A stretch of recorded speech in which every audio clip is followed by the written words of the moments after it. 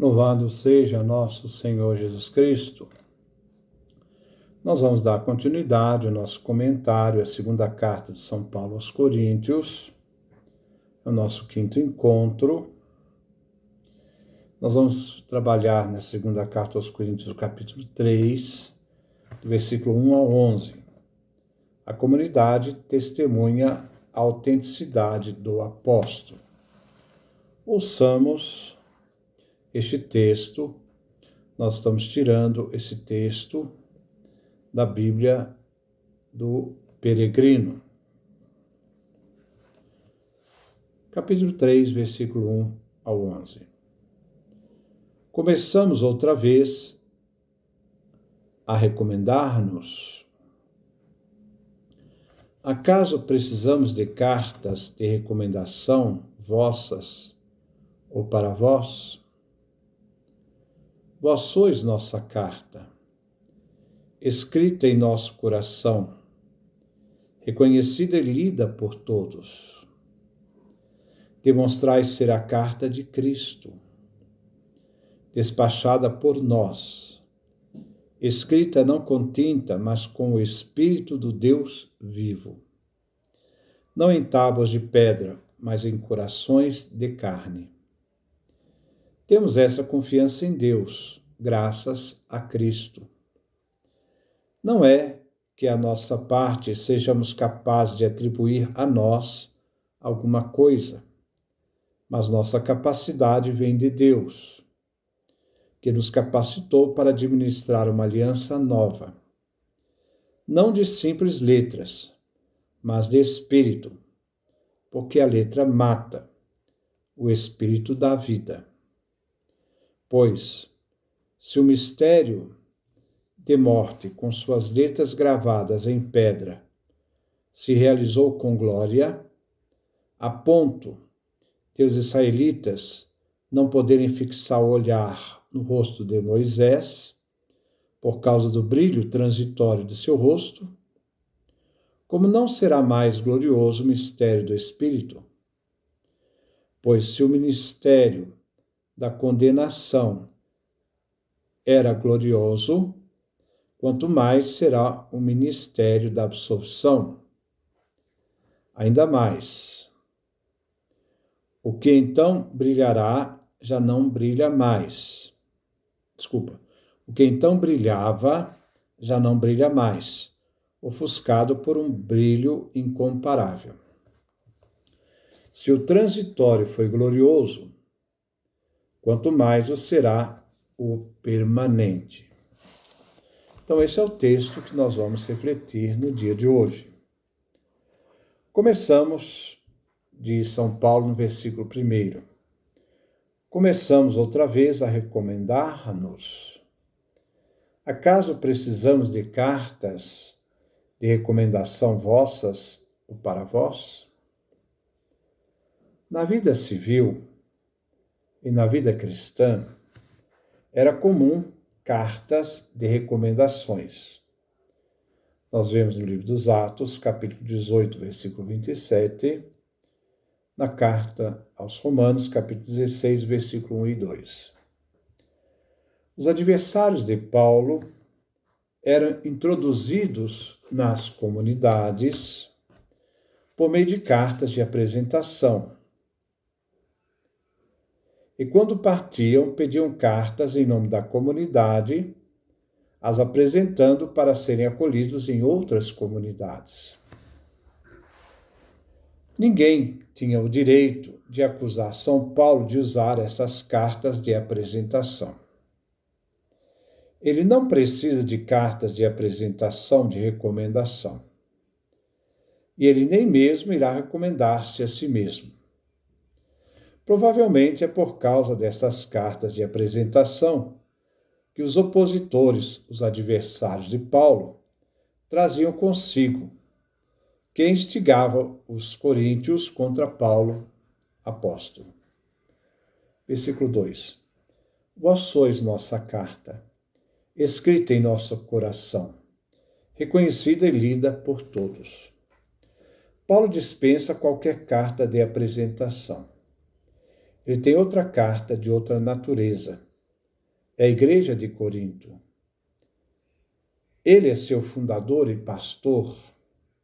Esta carta é conhecida por todos, pois todos conhecem a igreja de Corinto e conhecem Paulo como apóstolo desta igreja. Esta carta, à igreja de Corinto, é valiosa para o apóstolo e é querida pelo apóstolo.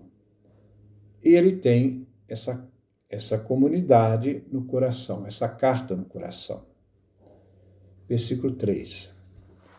Demonstrai ser carta de Cristo, despachada por nós, escrita não com tinta, mas com o Espírito do Deus vivo, não em tábuas de pedra, mas em corações de carne. É Cristo aquele que escreveu esta carta. Esta carta é testemunha do poder de Cristo Jesus. Foi Jesus aquele que fundou a igreja de Corinto, colaborado pelo trabalho do apóstolo Paulo. Esta carta tem duas características importantes. Primeiro, não foi escrita com tinta, mas com o Espírito Santo do Deus vivo, pela graça criadora do Pai, e não da vontade humana. Segundo, devemos ver a analogia entre a antiga aliança e a nova aliança. A carta a que Paulo faz referência não foi escrita em tábuas de pedra, como o Antigo Testamento, mas nos corações humanos. No Monte Sinai, os mandamentos foram escritos em pedras. Nos lembra o livro do Êxodo, capítulo 31, versículo 18. Os profetas já advertiam da lei do coração, isto é, esta lei do coração que trazia os mandamentos, que eram impressos no coração humano. Jeremias, capítulo 31, versículo 33. A Boa Nova foi escrita nos corações dos coríntios. Ela é uma criação divina. E esta igreja carta, que se tornou então a carta de recomendação do apóstolo. Vemos aqui a ação do Pai, do Cristo Jesus e do Espírito Santo. A antiga e a nova aliança. Versículo 4. Temos essa confiança em Deus graças a Cristo. Paulo se funda na certeza de que a igreja de Corinto é sua carta de recomendação. Não é fundada na capacidade humana, mas é graça divina. Se fundamenta na confiança em Deus. E tudo isso é graça, pura gratuidade do Cristo. Versículo 5. Não é que por nossa parte sejamos capazes de atribuir a nós alguma coisa, mas nossa capacidade vem de Deus. Paulo não quer atribuir para si mesmo o imaginar, planejar e executar esta obra. Não é obra de Paulo. Toda a capacidade vem de Deus e vem concedida por meio do Cristo Jesus. É Deus aquele que capacitou Paulo apóstolo para esta missão. Versículo 6. Deus que nos capacitou para administrar uma aliança nova, não de simples letras, mas de espírito, porque a letra mata, o espírito dá vida. A nova aliança, fez com que, na nova aliança, Deus capacitou o apóstolo para administrar esta aliança. Paulo é servo e colaborador de Deus. A compreensão da nova aliança veio da profecia do profeta Jeremias, capítulo 31, versículo 31 a 34. Paulo quer acentuar a superioridade da nova aliança sobre a antiga. A diferença é que a antiga aliança, afirma o apóstolo, é uma letra escrita. A nova aliança do Espírito é que produz vida. O contraste que existe entre a antiga aliança e a nova aliança vem apresentada como morte, antiga aliança, e vida, nova aliança. A antiga aliança, pedras, produz a morte. A nova aliança, a do Espírito, gera a vida. Versículo 7. Pois se o ministério da morte, com suas letras gravadas em pedra, se realizou com glória, a ponto de os israelitas não poderem fixar o olhar no rosto de Moisés por causa do brilho transitório do seu rosto. O testamento da lei, a Torá, teve sua glória. Os israelitas não podiam fixar os olhos na face iluminada gloriosa de Moisés. Mas este esplendor do rosto de Moisés foi passageiro, efêmero, desapareceu depois de algum tempo. Deus, no Antigo Testamento, manifestava sua glória por prodígios que realizava no meio do seu povo Israel. Versículo 8. Como não será mais glorioso o ministério do Espírito, o Novo Testamento tem uma glória muito maior que a do Antigo Testamento, que é do Espírito e da vida. O ministério dos apóstolos e dos bispos e presbíteros irá colaborar na realização desta glória, que se revela já no presente e progride na história até se consumar na eternidade. Versículo 9. Pois se o mistério da condenação era glorioso, quanto mais será o ministério da absolvição. Aqui o Antigo e o Novo Testamento são confrontados entre o ministério da condenação e o ministério da absolvição, da justiça realizada pelo justo Jesus. No Antigo Testamento, a lei aponta ao ser humano a sua culpa.